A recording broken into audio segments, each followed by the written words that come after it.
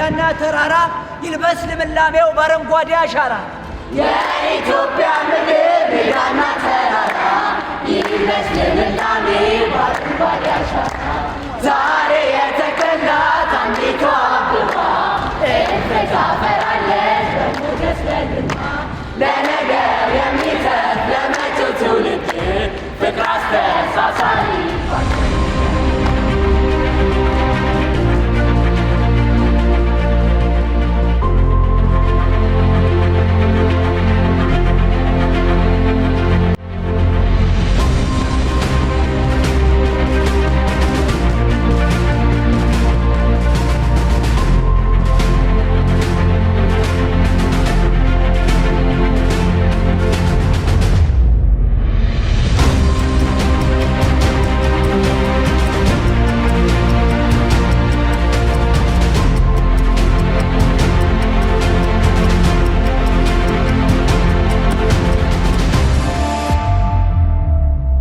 መትከል ምግብም ነው ውበትም ነው።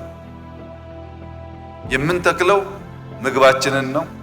የምንተክለው ለዓይናችን የሚያምር የሚመችን መስክ ለማየትም ጭምር ነው። ባለፉት 5 ዓመታት ኢትዮጵያ ውስጥ በነበረው የግሪን ሌጋሲ እንቅስቃሴ በጣም በርካታ ውጤት አግኝተንበታል።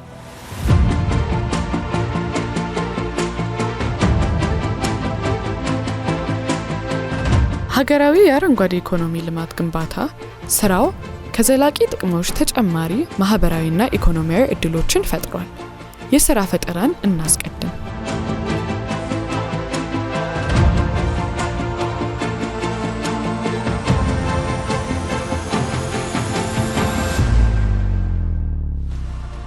የአረንጓዴ አሻራ ስራ ከ1 ሚሊዮን በላይ የሚሆኑ ሰዎች አረንጓዴ ስራዎችን ፈጥሯል። 63% የሚሆኑ ሴቶች በችግኝ ተከላ ስራዎችና በአግሮ ፎረስትሪ ልማት ላይ ተሰማርተዋል። እነዚህ እህቶች የአረንጓዴ አሻራ የስራ ዕድል ከፈጠረላቸው ውስጥ ተጠቃሽ ናቸው። ደስ አይልም?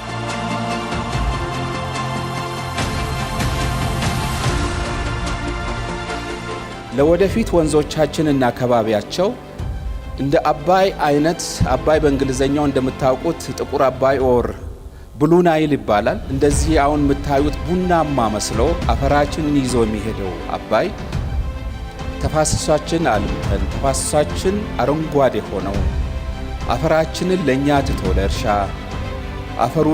ውሃው ደግሞ ጥርት ብሎ ወደ ግድቦቻችንና ወደ ጎረቤት አገሮቻችን የሚፈስበትና ትክክለኛው ብሉ ናይል እንዲሆን ምናይበት ጊዜ ሩቅ አይሆንም።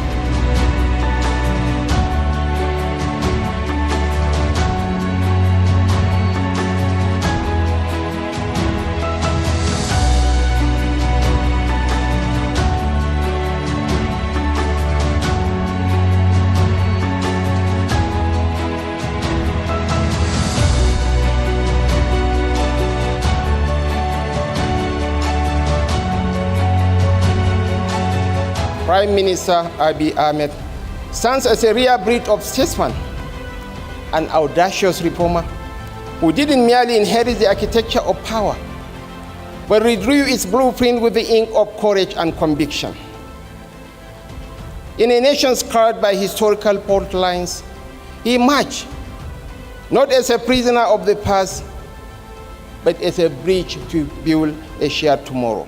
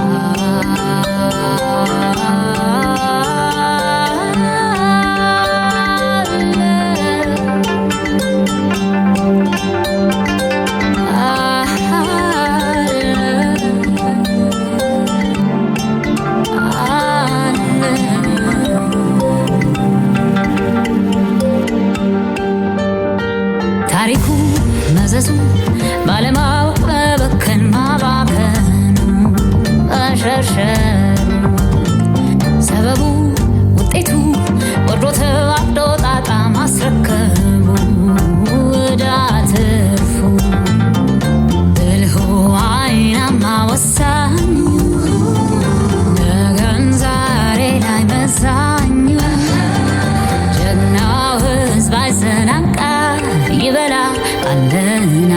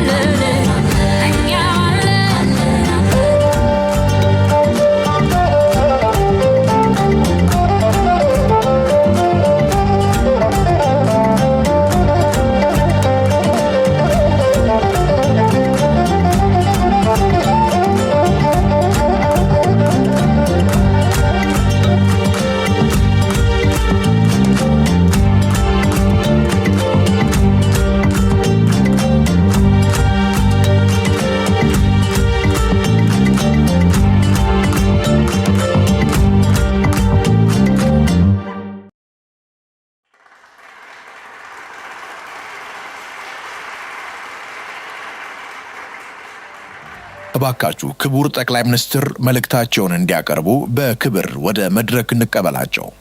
Excellencies, ladies and gentlemen, confronting the urgent challenge of climate change demands visionary and steadfast leadership. From its inception to its continued flourishing, His Excellency the Prime Minister of Ethiopia has been a hands-on champion of transformative action through the Green Legacy Initiative now in its remarkable 7th year. Please warmly welcome His Excellency to deliver his remarks.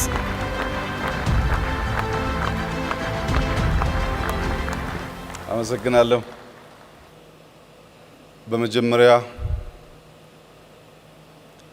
ኢትዮጵያ ወግ ደርሷት እንዲህ ባለው ኩነት ማሰናዳት መጀመር በመቻሏና አንዳንዶቻችሁ የት ሀገር ነው ያለሁት ብላችሁ እንድታስቡ ያደረጋችሁን ፕሮግራም ያዘጋጁልንን ሰዎች ማመስገን እፈልጋለሁ።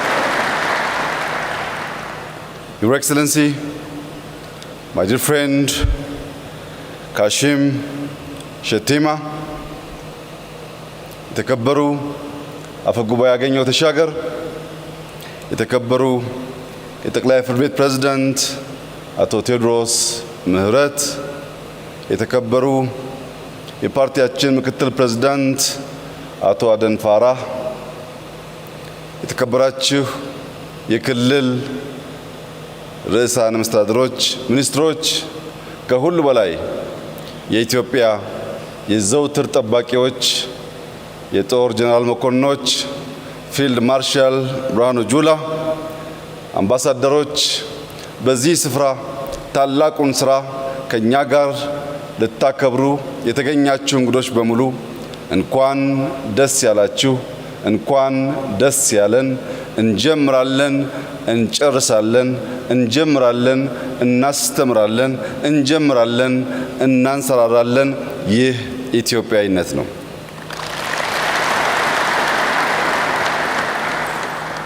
የዘንድሮውን የግሪን ሌጋሲ በመትከል ማንሰራራት የሚል ሞቶ የተሰጠው ነው።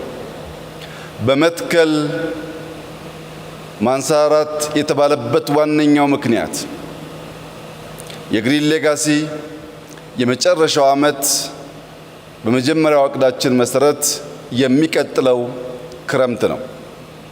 በሚቀጥለው ክረምት የግሪን ሌጋሲን ሙሉ በሙሉ ካሳካን በኋላ ኢትዮጵያ ለመጀመሪያ ጊዜ ከየትኛውም ሀገር ስንዴ በእርዳታ የማትወስድ መሆኑን ለዓለም እናበስራለን።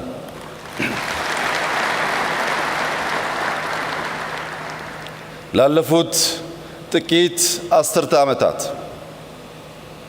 የሚያበላውን የሚያምረውን የእናት ምትክ የሆነውን ተፈጥሮ አክብረን አብረን መኖር ባለመቻላችን የሚባላ የሚያስፈራ የገረጣ ምድር በመሆኑ ለምለሚቱ ኢትዮጵያ ለማኝቱ ኢትዮጵያ ሆና በሚሊየን የሚቆጠሩ ሰዎች ከሌሎች ሀገራት ስንዴ መጠበቅ የሰርክ ተግባራቸው ሆኖ ቆይቷል። የግሪን ሌጋሲ እቅዳችንን ስናከናውን ኢትዮጵያ ለመጀመሪያ ጊዜ ጀምራ በጨረሰችው ታላቅ ስራ ከማንም ሀገር እርዳታ የማትወስድ መሆኗን ስንገልጽ ሌሎች አፍሪካውያን ወንድሞቻችን ይህንን አርያ በመከተል አፍሪካ መጋቢ፣ አፍሪካ ሰጪ፣ አፍሪካ ፈርቀዳጅ እንጂ ለማኝ ያልሆነች አህጉር መሆኗን በህብረት በትብብር እንድንሰራ ማሳያም ጭምር ስለሚሆን አፍሪካዊ በዓል ይሆናል። ዛሬ ለዚያ ማሳያ እንዲሆን በአፍሪካ ትልቁን ፖፑሌሽን የያዘችው ናይጄሪያ በኢኮኖሚ እያደገች ያለች በተግባር ሪፎርም በማካሄድ ለአፍሪካ ፈርቀዳጅ ስራዎች እየሰራች ያለች ታላቅ ሀገር አንድ ዓመት ሲቀረን መባቻውን በጋራ ለማክበር ከኛ ጋራ ወንድማችን ካሽም የተገኘ ሲሆን መላው አፍሪካ ከግሪን ሌጋሲ ተምሮ እርዳታን ከውጭ የምናቋርጥበት ዘመን በቅርብ እንደሚሆን ያለኝን ታላቅ እምነት ስገልጽ ከኩራት ጭምር ነው። ኢትዮጵያ ከውጭ ስንዴ እርዳታ ታቆማለች ሲባል ኢትዮጵያ ውስጥ ከሌሎች ወንድሞቻቸው የሚታገዙ ሰዎች ይጠፋሉ ማለት አይደለም።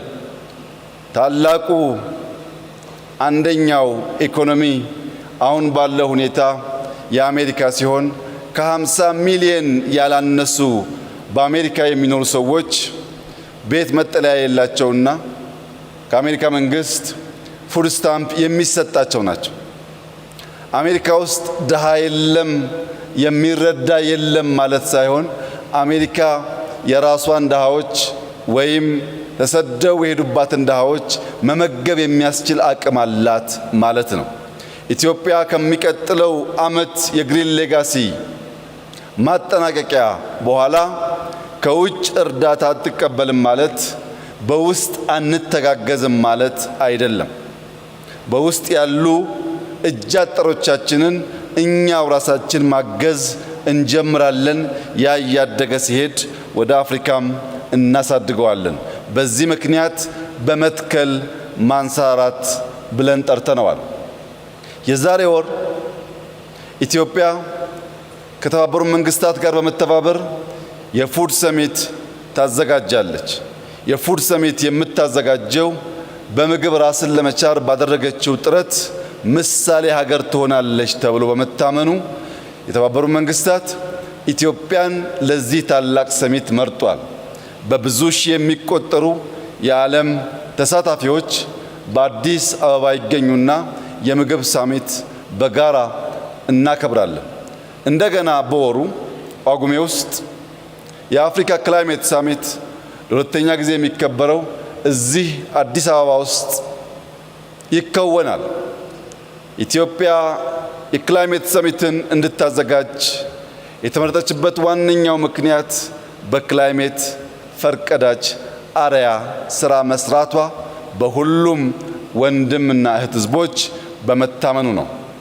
ታዲያ እርዳታን ካቋረጥን ለዓለም የምግብ ሳሚት አርያ በመሆን ሳሚት ማዘጋጀት ከጀመር ለክላይሜት ሳሚት አክቲቪዝም ብቻ ሳይሆን አክሽን ያስፈልጋል እንደ ኢትዮጵያ እየተከል ክላይሜታችንን እናክም የሚል እሳቤ ዓለም አምኖ ወደኛ ከመጣ ማንሰራራት ከዚህ ወዲያ ከየት ሊመጣ ይችላል?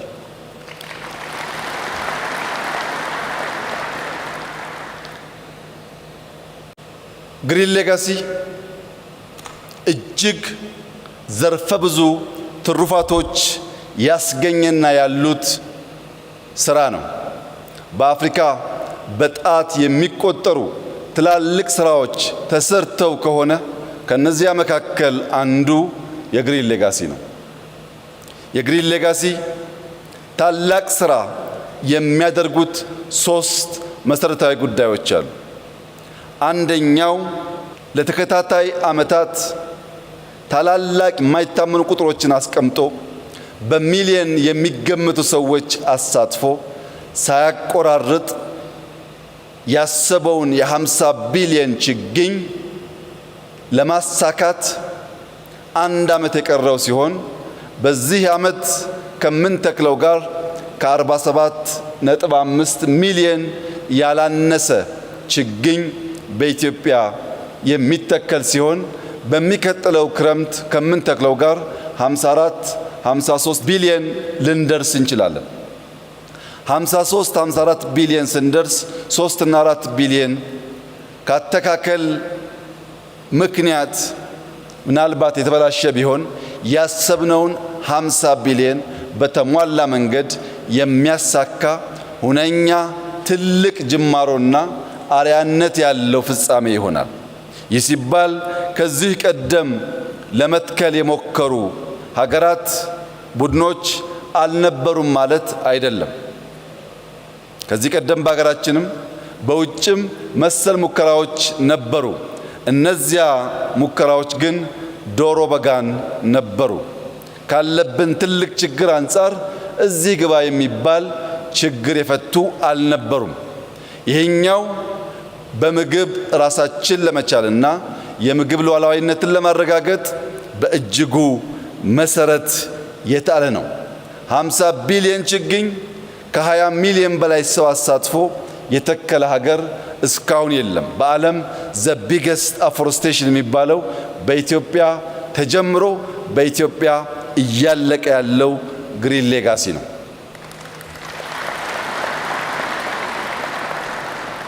ዓለም ከአዳራሽ ከስብሰባ ወጥቶ አፈር ጭቃ ነክቶ ተክሎ መቀየር የሚገባው ይህ ተግባር ባለመቀየሩ አክሽን ያስፈልጋል።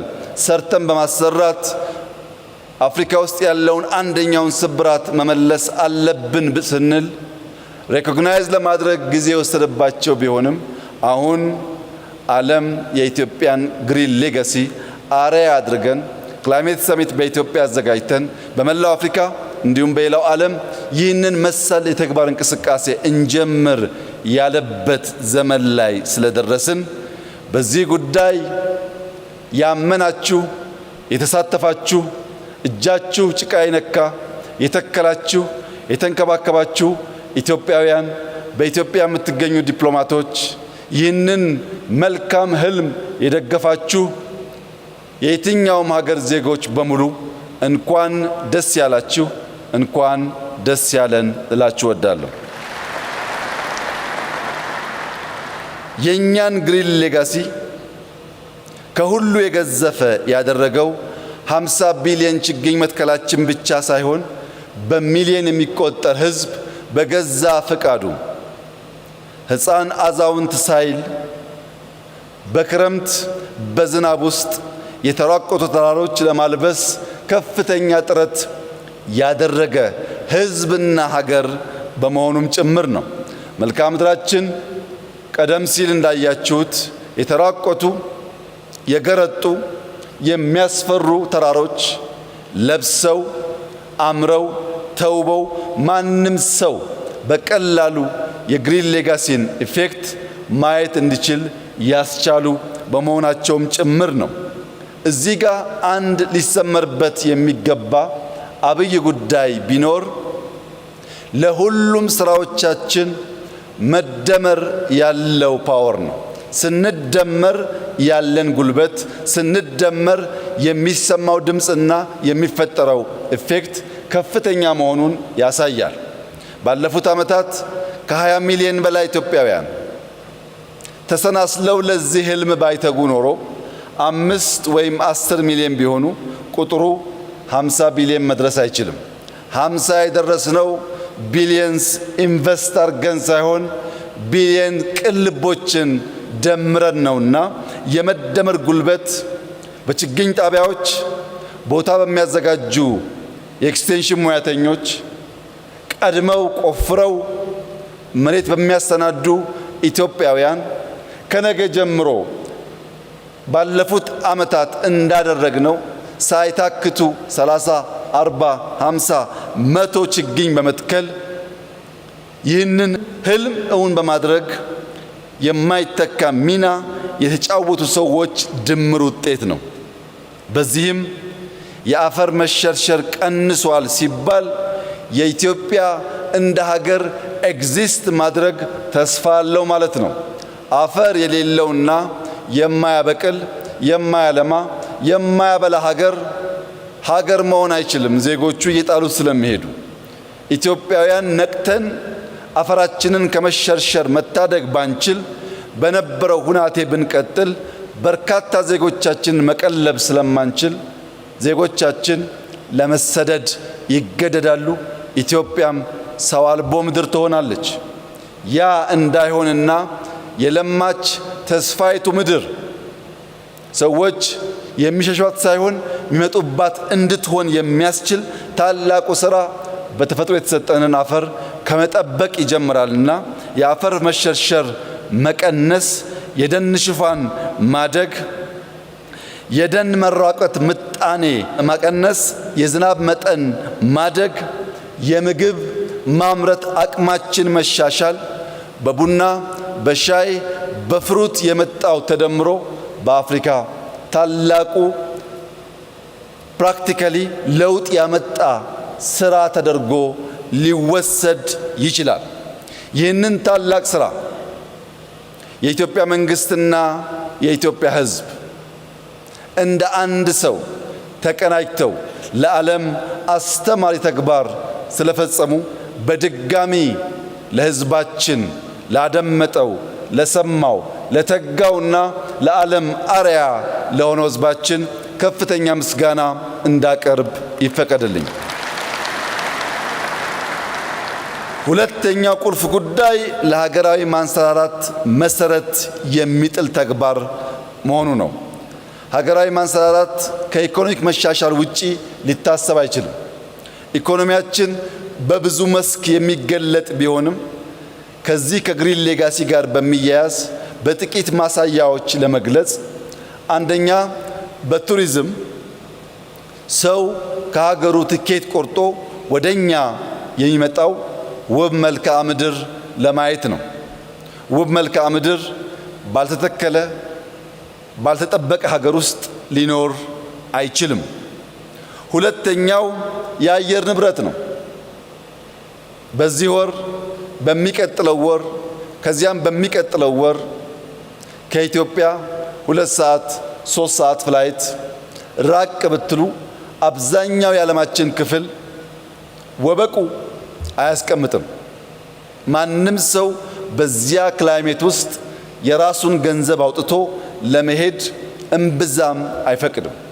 በእኛ ሁኔታ ግን ሰው ከፍሎ ይህንን ንጹህ አየር መተንፈስ ቢችል፣ ይህንን የሚያምር መልክዓ ምድር ማየት ቢችል ለማንም ሰው ለከፈለበት ዋጋ ለኢንቨስትመንቱ የተሟላ መልስ የሚሰጥ ስለሆነ በየትኛውም መስፈርት እንደ ኢትዮጵያ በለበሱ እንደ ኢትዮጵያ ክላይሜታቸው በአማራ ሀገር ሰው ለ2 ቀን ለሳምንት እረፍት ቢወጣ እንደ ኪሳራ አይወስደውም።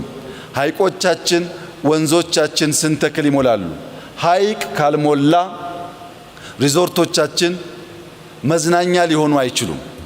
በዚህ ምክንያት በቱሪዝም መስህብነት በኮንፈረንስ መስህብነት የኛ ክላይሜትና የኛ ሀገር ተመራጭ እንዲሆን ግሪን ሌጋሲ የማይተካ ሚና ተጫውቷል። በዚህ ዓመት ከመቶ በላይ ኢንተርናሽናል ኮንፈረንሶች ኢትዮጵያ አዘጋጅታለች። ከፊታችን ደግሞ ታላላቅ ኮንፈረንሶች ይካሄዳሉ።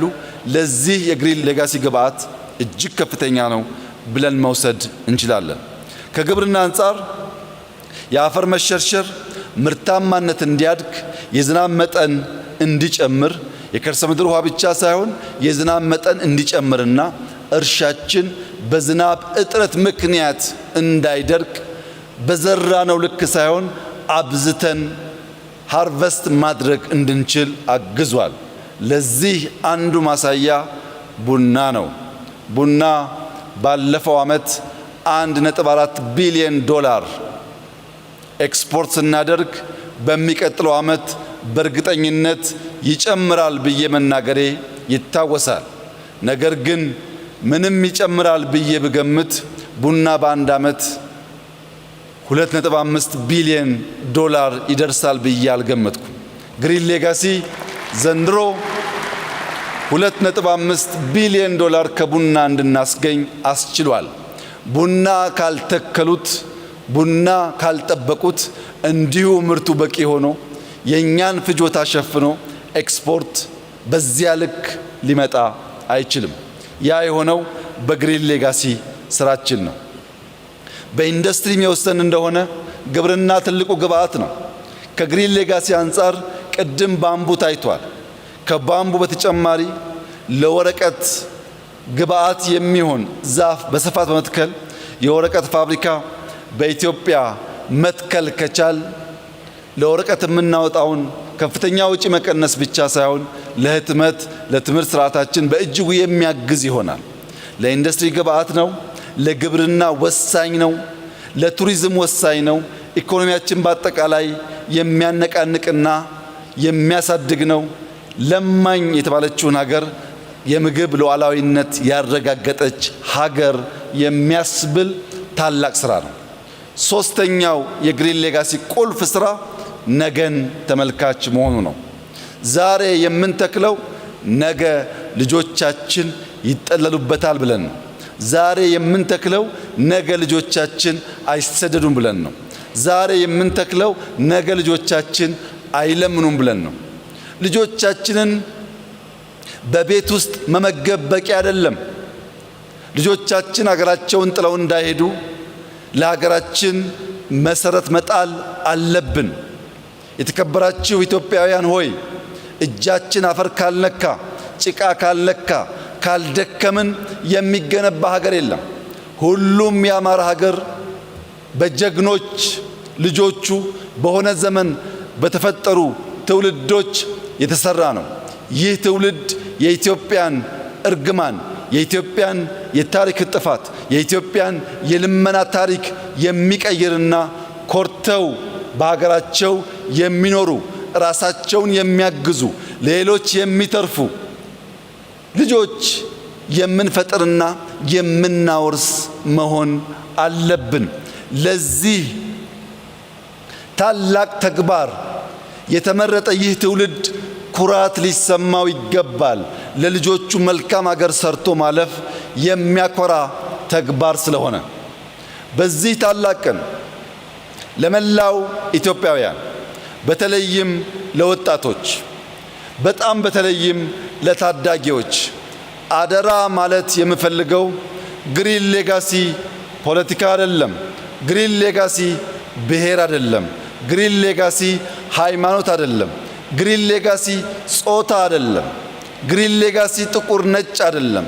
ግሪን ሌጋሲ ኢትዮጵያን ማልበስ፣ ኢትዮጵያን መስራት፣ ኢትዮጵያን ለትውልድ አስቦ ማሻገር ስለሆነ የእናንተን ነገ አእምሮ ታዩት ዘንድ ከነገ ጀምሮ ዝናብ ቢሆን፣ ጭቃ ቢሆን፣ አድካሚ ሁኔታ ቢሆን ካላችሁበት ነገር ተነስታችሁ በየቀኑ በመትከል ለዘንድሮ ያቀድነውን 7.5 ቢሊዮን ችግኝ በጋራ በርብርብ እንድናሳካ በታላቅ ትህትና ልጆቻችንን፣ ወጣቶቻችንን ማሳሰብ እፈልጋለሁ።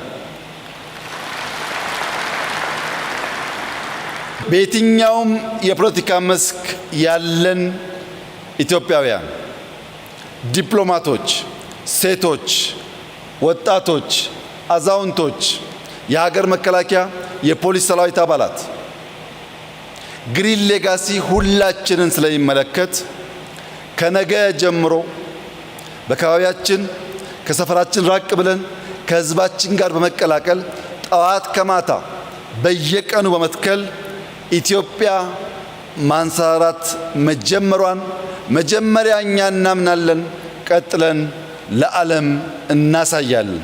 ኢትዮጵያ ታንሰራራለች። ልጆቻችን አይለምኑም። ብልጽግናችን ይቀጥላል። መደማመጣችን ይቀጥላል። በመደመር የተለወጠች ኢትዮጵያን ለልጆቻችን እናስረክባለን። ይህ ቃል እንደ ግሪን ሌጋሲ ይፈጸማል። ይህ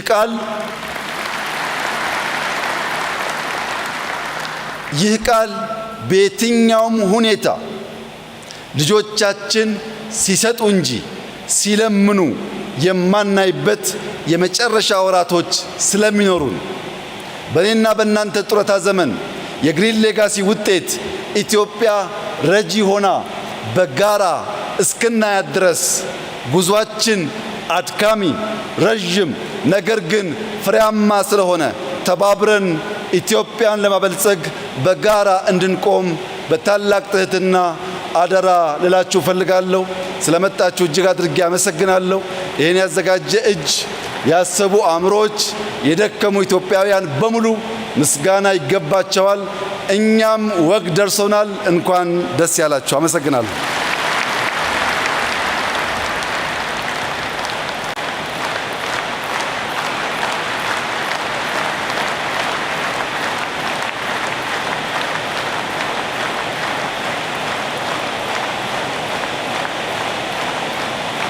ስር አብይ አህመድን እናመሰግናለን።